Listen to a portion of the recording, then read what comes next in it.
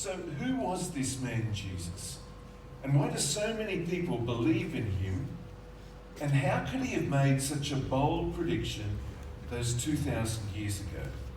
Now, for starters, very few historians, if any, would deny the existence of Jesus of Nazareth, that he was crucified by the Romans and killed as the Bible teaches. This is an undeniable historical fact. The New Testament has numerous different sources. There's Matthew, Mark, Luke, and John. And then we have Peter, James, and Paul, 7 different historical sources, all attesting to the existence of Jesus and his crucifixion by the Romans. By historical standards, that is really quite significant. Now, in recent years, a German historian by the name of Gerd Ludemann, he wrote, "The fact of the death of Jesus as a consequence of crucifixion is indisputable." The words of an atheist, the words of an historian, and yet he doesn't doubt the fact that Jesus did die, and he died as a result of crucifixion. Now, this is a contemporary historian today, but there are ancient historians who lived in the same era as Jesus, who were never Christians, who never bought into Jesus, and yet they wrote about Jesus. And this gives us clear evidence for the reality of Jesus here on earth. Now, one of these is a Roman by the name of Tacitus. Now, Tacitus was born around 56 AD. He was a senator and a consul. And like all of us, Tacitus had his biases. However, his ability to record factual information is first rate. The Oxford Companion to Classical Literature notes this. It records the Annals, which is what Tacitus wrote, and it records the history of Rome between AD 14 to 68. In particular, showed Tacitus to have been one of the greatest of historians, with a penetrating insight into character and a sober grasp of the significant issues of the time. Now, Tacitus, he writes about the Great Fire of Rome in AD 64, and he notes how Nero falsely blamed the Christians in Rome for the cause of the fire. And Tacitus, as well as referring to Christians, how we pronounce Christians, also records some vital information about what he writes as Christus, or Christ. Now, notice what Tacitus writes here. He writes, Christus, or Christ, the founder of the name, had undergone the death penalty in the reign of Tiberius by sentence of the procurator Pontius Pilatus, and the pernicious superstition was checked for a moment, only to break out once more, not merely in Judea, the home of the disease, but in the capital, Rome itself. You see, he's calling Christianity here a disease. He was never a Christian. But what a great favour he does for us, because he records the reality of Jesus. Now, he also uses an interesting word here, pernicious. Now, can I just remind you what pernicious means? It means harmful, damaging, destructive, injurious, hurtful, and detrimental. And he also refers here to the death of Jesus, who suffered the extreme penalty. And that, of course, was the cross. So this pernicious superstition, this is how the followers of Jesus were seen. decades after Jesus had said, "My words shall never pass away," well, it was regarded as a pernicious superstition. But as well as Tacitus, there's another example that I'd like to share with you. And this is from another Roman called Pliny the Younger. Now, he was born either in 61 or 62 AD. And towards the end of a distinguished career, he was the governor of Bithynia and Pontus. And today, those regions are found in northwestern Turkey. Now, Pliny wrote a letter to his boss, the Roman emperor in Rome. This emperor was Trajan. And the date of the letter is somewhere between 109 AD to 111 AD. And he's writing a letter to his boss, asking for some advice on what to do with Christians. Now, what he had to write was really interesting. So interesting, I typed it up for you. Now, does everyone have a copy of this page? If you're missing it, raise your hand. Okay. If you're missing it, if we can have some of our helpers or our greeters, if they could distribute. Okay. We want to make sure everyone has one of these. Okay. So this is Pliny the Younger. He's writing to, he was governor of Bithynia and Pontus, and he's writing to the Roman Emperor Trajan. Okay. Let's get these going. Okay. If you're missing a handout, make sure you've got your hand up, and we'll get one of these to you. Thank you very much. Okay.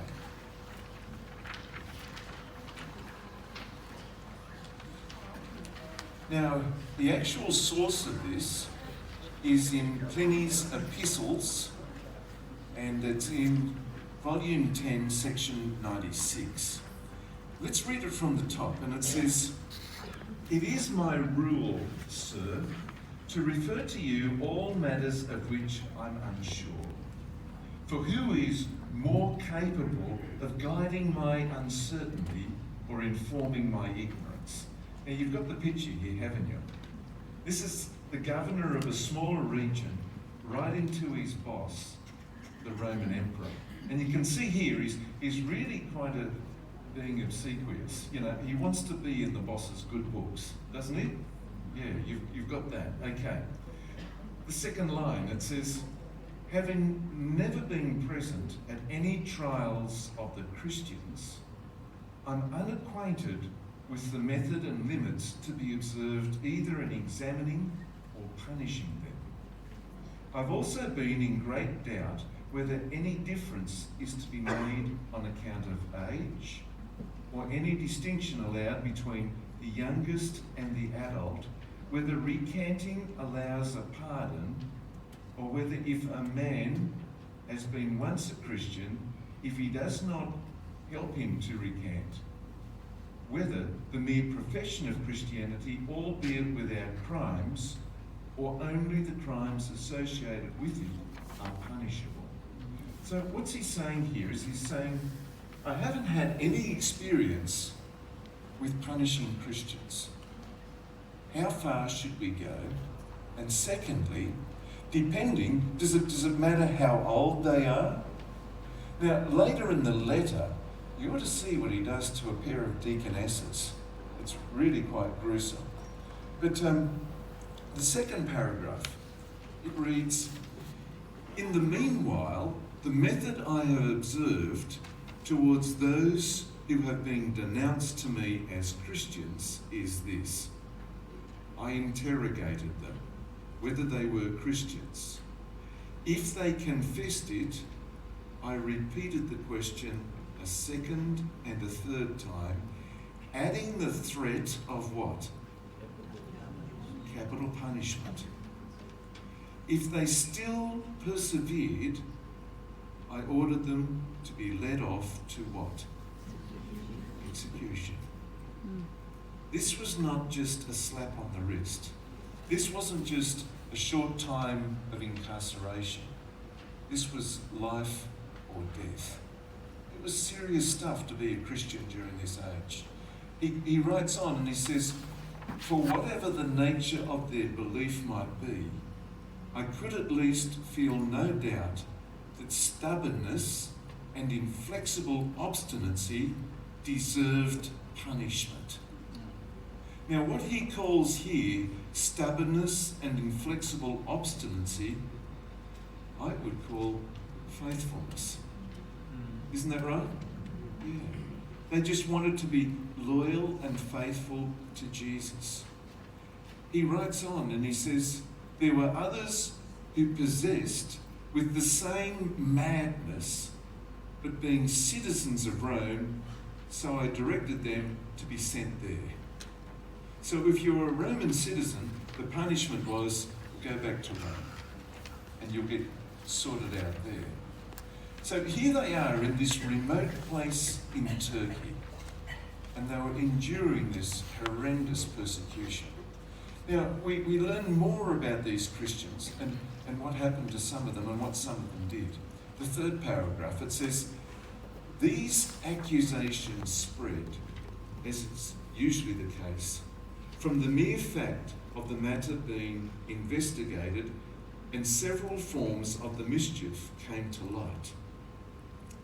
A placard was put up without any signature, accusing a large number of persons by name.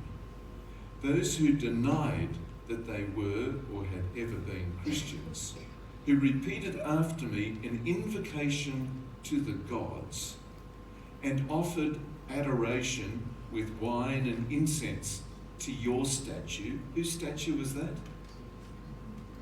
To the Roman emperor, statue of him. So they had to worship the Roman emperor, which I had ordered to be brought for this purpose. This is another brownie point for Pliny the Younger in his boss's eyes.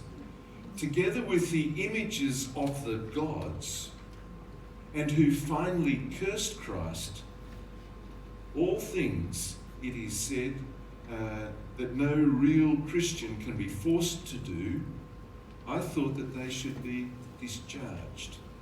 Others, who were named by that informer, at first confessed themselves Christians, but soon after denied it, saying that they had been, but they had ceased to be Christians. Some 3 years ago, many others also, and a few as much as 20 years ago.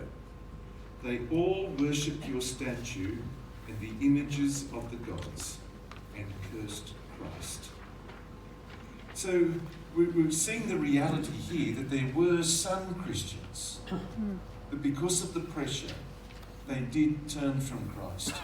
But notice this fourth paragraph. It says, "They affirmed, however," these are the Christians, "they affirmed, however, the whole of their guilt or error was that they were in the habit of meeting on a certain fixed day before it was light, and of singing in alternate verses a hymn to Christ as to a God, and of binding themselves by a solemn oath not to wicked deeds, but never to commit any fraud, theft, adultery, never to falsify their word, nor to deny a pledge when they were called upon to deliver it up." You know, I scratch my head when I read this. He's Pliny the Younger, and here are these Christians, and he knows the moral fibre of these Christians. What were the things that really mattered to them? Well, he describes here how they met early in the morning before it was light. They sang hymns to Christ as to a God. They made their allegiance to him. And then they made these oaths not to do anything wicked, never to commit a fraud or to steal, not to be immoral sexually, never to tell lies, and to be true to their word.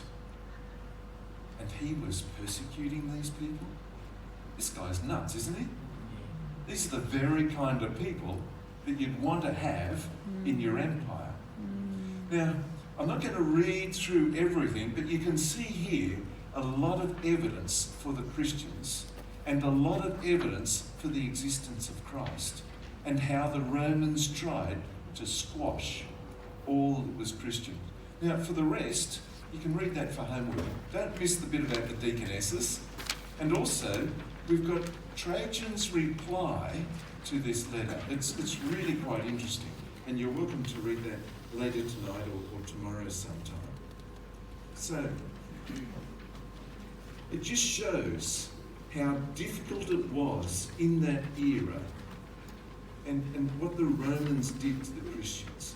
And for Christianity to flourish under the Roman regime, it just shows the commitment, the faithfulness, as well as the blessing of heaven and the power of the Holy Spirit. So that's two Roman historians, Tacitus and Pliny the Younger. But there are also Jewish historians who never accepted Jesus, but still wrote about Jesus. One of these other sources was a guy called Flavius Josephus. And he was born in either 37 or 38 AD. And notice what he wrote. He said, "About this time there lived Jesus, a wise man. Indeed, if indeed one ought to call him a man. For he was one who performed surprising deeds and was a teacher of such people as accept the truth gladly. He won over many Jews and many of the Greeks. He was the Messiah. And when, upon the accusation of the principal men among us, Pilate had condemned him to a cross, those who had first come to love him did not cease." Now, there's a lot of scholars who doubt the authenticity of this quote of Josephus. They claim that it's too good to be true. They claim that a secondary hand has elaborated on the text of Josephus and that it's been contaminated during the copying process. However, no reputable scholar doubts the authenticity of this quote from Josephus, which captures an event from AD 62. And it says, now, Ananus convened the judges of the Sanhedrin and brought before them a man named James, the brother of who? Jesus, who was called the Christ, and certain others. He accused them of having transgressed the law and delivered them up to be stoned. So this tells what happens to James, the brother of Jesus. Now this is the James that we read about in Galatians chapter 1 and verse 19. So we have clear evidence here of a Jewish historian who never accepted Christ, never thought that he was the Messiah or anything like that. He writes about Jesus, and he writes about Jesus being Christ, and he writes about his brother James. And there's more.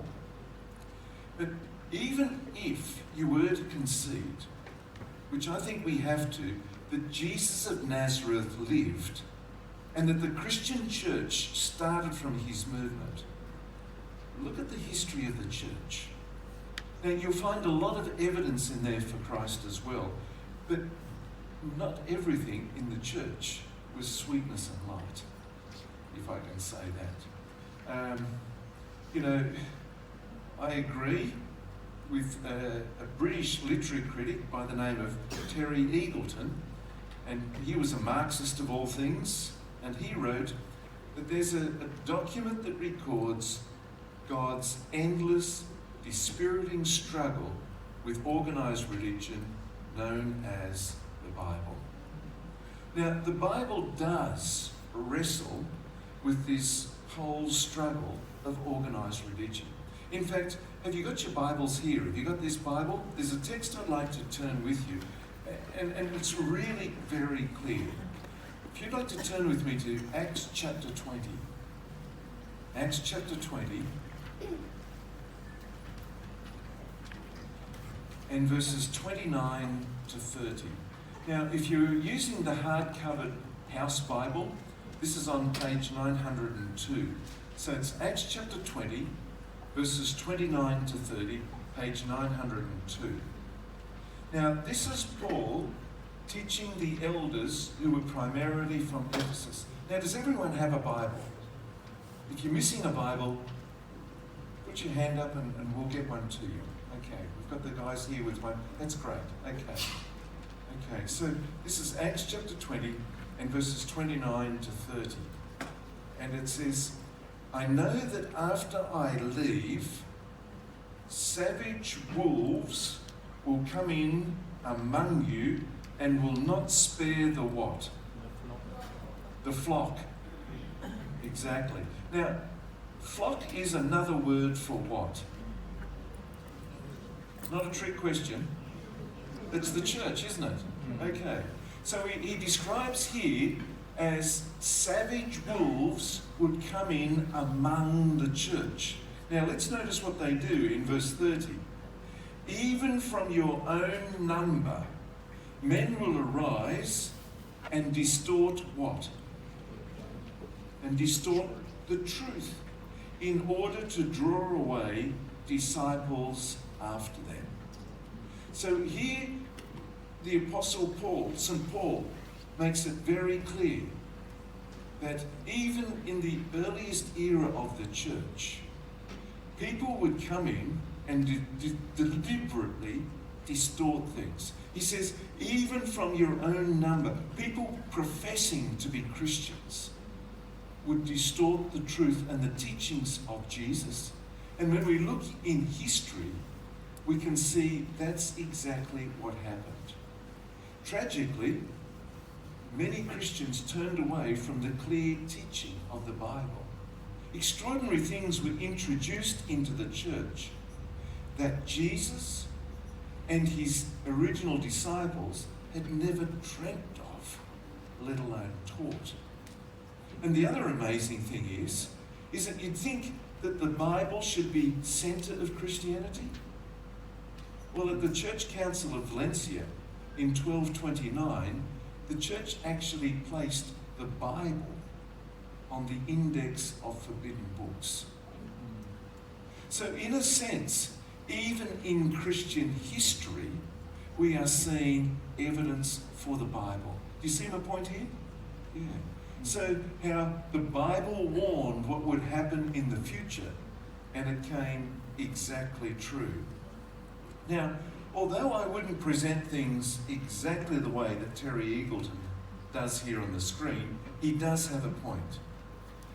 There's Jesus and there's a faith built about him, Christianity. And the Christian church itself has at times wrestled to represent the truth of Jesus. Now, there is a great divide. There's a great divide between Christianity and Jesus. Now, Christianity, like all religion, has been criticised, and usually for good reason. And even me as a pastor, it hurts me to admit that, but that's the reality of things. But one thing, Jesus can never be criticised for anything he did wrong. Jesus never faltered. Jesus never hurt anyone. Jesus never inflicted pain on anyone. Jesus was that perfect model. And so it's on that basis that we follow Jesus today. We're not Christians because of the Christian church. We proclaim Christ because of Christ, because of who he was. Now, there's another quote, and I hope you like this one. This one's from Annie Dillard, and it's along the same lines, and she writes, "What a pity that so hard on the heels of Christ came the Christians." And yeah, she does have a point as well. Now, let me explain what I'm trying to say here about Jesus with a story. What do I mean with all of this? Now, a Christian was travelling in a car with a person who wasn't a Christian, and this non-Christian said to their Christian friend, "Look, I've got 2 minutes. Tell me what you believe." They said that to the Christian, and without missing a beat, the Christian said, "Well, I can tell you in less than a minute." And so the person who wasn't a Christian got their watch and started watching the second hand and said, "Okay, 1, 2, 3, go."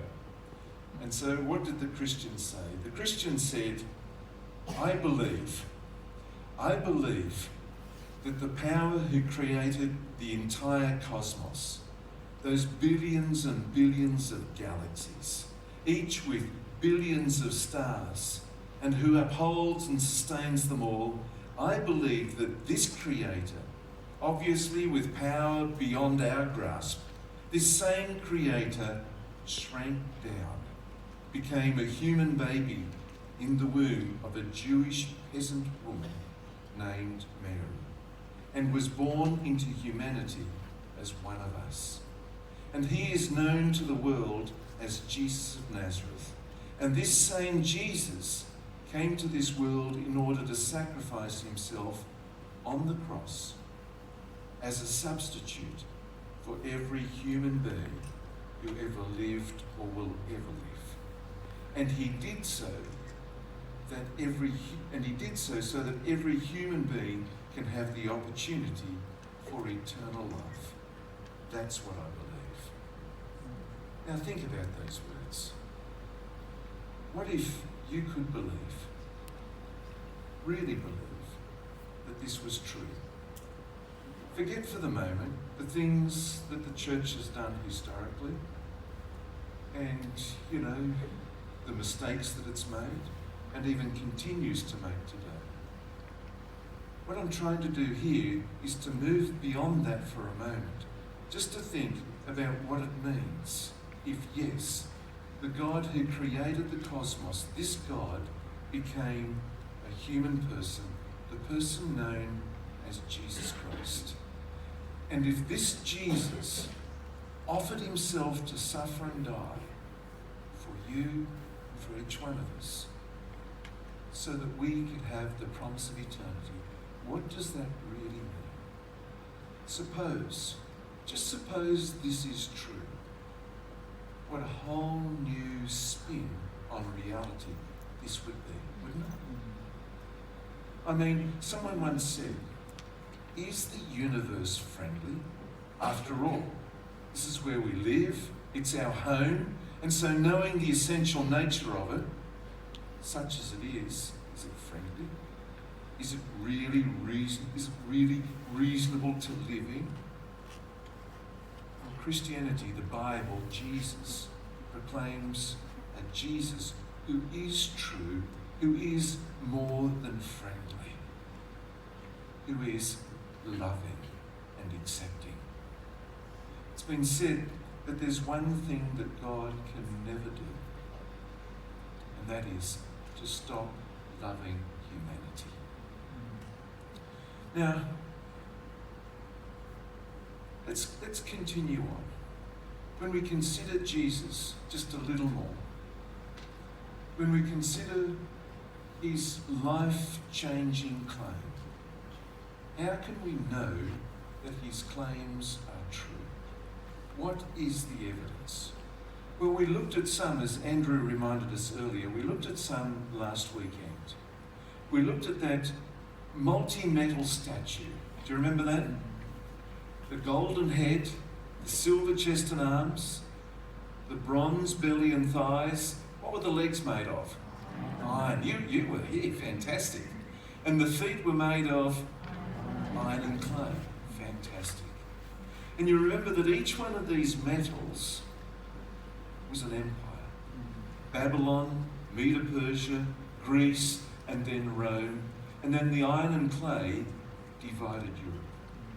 This amazing prophecy was given 2,500 years ago, and it's still being fulfilled today with Brexit and all sorts of other things. Then we looked at that amazing time prophecy from Daniel chapter 9, the 70-week prophecy. Do you remember the key date there? Think of a number between 26 and 28. All right, 27 AD. You remember that, don't you? The exact year prophesied 500 years beforehand that the Messiah would be anointed, that the Messiah would come. The very year when Jesus would be baptized. And we have that date recorded for us in Luke chapter 3, verses 1 and 2. And so there's a lot of evidence, empirical evidence, historical evidence, written and recorded evidence, which is absolutely amazing. Then we add that to the New Testament. You know, the New Testament records this resurrection of Jesus, and we have good evidence for that. The Gospels of Mark, Matthew, Luke, and John all talk about the resurrected Jesus. Peter wrote about the resurrected Jesus. There's no doubt about that as well. The Apostle Paul, once a fervent opponent to the believers of Jesus, who even helped kill believers, he wrote about meeting the resurrected Jesus. By historical standards, there's an enormous amount of evidence for the resurrection. And you know, when we look at history today, and when we look at events today, most of us carry in our pocket not so much a handkerchief, but a phone. Isn't that right? True or false? True. And that phone is not just a phone to make phone calls. That phone is all sorts of other things. True? Yeah. One of those things is a camera, a video. These phones today, in 2020, we've got high-definition video capturing devices that most of the world walk around with in their pocket or in their purse. And so today, when an event happens, you'll see all the phones come out. Isn't that right? But this is in 2020. In the ancient world, let's think about it. They didn't even have printing presses. Don't worry about landlines. Don't worry about photocopiers or the internet or anything like that. To capture evidence of a major world event, often it went unrecorded. Think with me about when Mount Vesuvius exploded in 70 AD. Now, this was one of the major events of history. And how many records of this major event? This explosion, it wasn't just a little, eruption. It's been estimated as a result of the archaeological evidence. The explosion was 100,000 times the thermal energy released than what was released at Nagasaki and Hiroshima with the atomic bombs. The ash cloud from this explosion went to 98,000 feet. It's almost 30,000 meters. This was a major event. How many written eyewitness sources do we have of this major event that killed more than 30,000 people in just a few seconds? We have one record. Just one. And it was Pliny the Younger, the guy that we read earlier. He was in a boat in the Bay of Naples, describes how he'd been sunbaking, he'd had a nice breakfast, when all of a sudden, kaboom, it went off. And so just this one witness for this huge event. And yet, when we look at Jesus, we have all of these other multiple written records. We're not just relying on Pliny the Younger. Yeah, we do have him. But we have all these other records as well. So there's in terms of when you're comparing apples with apples, the evidence from Jesus in his context really is extraordinary. And never once did he say to people, jot these things down, will you? He never once told people to write these things down about the gospel events. People were naturally wanting to record what they were seeing because they saw the eternal significance of Jesus and they wanted to capture it. Now, some people will say, so what? Couldn't a group of people conspire together to make up the story? Okay, that's possible. But why would these guys do that? What was there to gain by doing this? As far as we know, all of these people died premature deaths because they followed Jesus. They didn't get any financial reward. In fact, they went backwards financially. They lost their lives and they suffered intense persecution. So if they developed this myth, what was in it for them? It doesn't make sense. But then somebody could say, oh, Anthony, fanatics are around all the time. There are extremists. People will do all sorts of things just as a fanatic. But you know, when you look at fanatics, the fanatics don't invent the story. The fanatics are taught the story. If you cast your mind back to World War II, in World War II, the people who were the suicide pilots, who believed that their emperor was a god, those pilots didn't invent that story, that narrative. That was ingrained into them. And today, the fanatics that do the suicide stuff, they're not inventing the story of virgins in heaven. That's been taught to them. Are you understanding my logic here?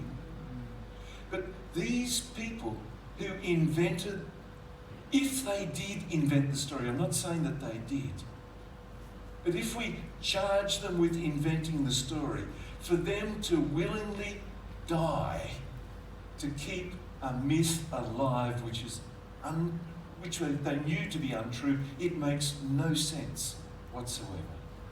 Who would die for a lie that they know is a lie? It's implausible. Because not only did all of the 12 disciples, they all suffered persecution. All except one died a premature death. John was the only one that didn't die a premature death, and he was immersed into a vat of burning oil but survived. You know, it's amazing what these guys suffered, and they suffered because they knew the truth. They knew the reality of Jesus and his resurrection. Now, I've already mentioned that professional historians, even atheist historians, they don't doubt that Jesus was crucified. But here's the fascinating thing. Most also accept that after Jesus had been crucified,